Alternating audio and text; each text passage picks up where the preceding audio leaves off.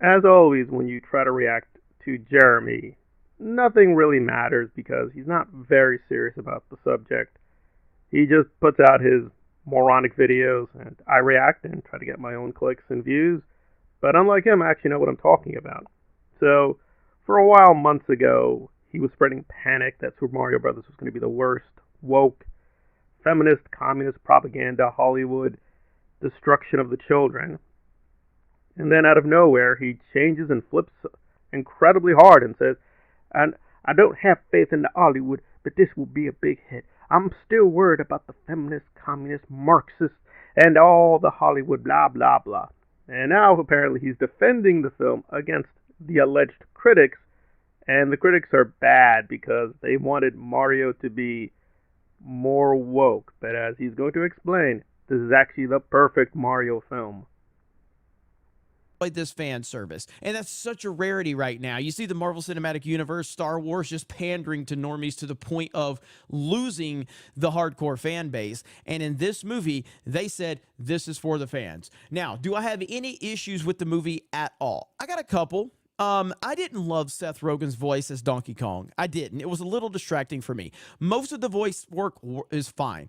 Chris Pratt was really good as Mario, and they kind of explained certain aspects of it that Well, I don't even know where to begin. He's conceding a major worry of his did occur in the film, namely Peach has too much power, but he doesn't care anymore because it's a video game. What are you people talking about? It's a video game. It don't have to make any sense. Well, okay, then what about Star Wars and Rey and Daisy Ridley? That's okay? Or, no, it's not okay because it's not based on a video game. See, you're not following my logic. No, there's no logic here. You're just changing a preference. You hated the film and thought it was going to be the worst thing of all time. Now you're saying, I like the film. I'm going to bandwagon on its popularity. You're vindicating what people are accusing you of. You're just a grifter. You don't really care or know about anything. You'll just jump on any bandwagon for money. You don't have any ethics. And there we are. But as it were, there are valid reasons to dislike the Super Mario Bros. Film.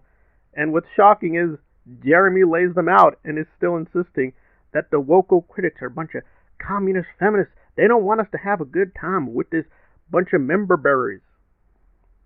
Hollywood and everything like that. But in terms of the context of the film, it worked, and it works within the Mario universe as well. It did work, so it was not a problem for me from that perspective at all. Is there a strong story here? Not really, although there are nice little emotional moments within the universe that they have created that I think really pull you in. And again, pretty much what it is, it's a video game on film. That's what it is. You are watching a video game on screen. Mario ends up in the Mushroom Kingdom, and he meets a little toad guy, and all of a sudden him and the little toad guy, we're going to go on the adventure. We're going to show you the princess. You're going to meet the princess. Princess is going to train you. And right.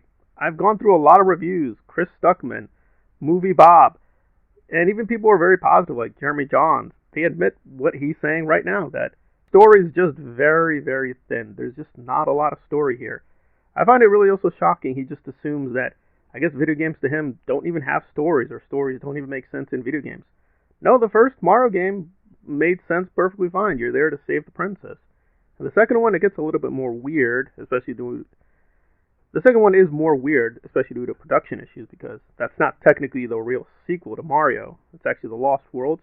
But putting that aside, it's the same thing. You have to fight off a powerful antagonist and get to the end. So these stories, quote, make sense well enough. So I don't know what he's talking about. But even by that standard of simplicity, Mario really takes it really too far. It is insanely simplistic storytelling. Now, if Jeremy likes that, that's fine.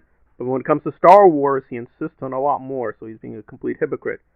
Still, if that is what you wanted, just a good old time, then clearly a huge part of this fan base has responded very well.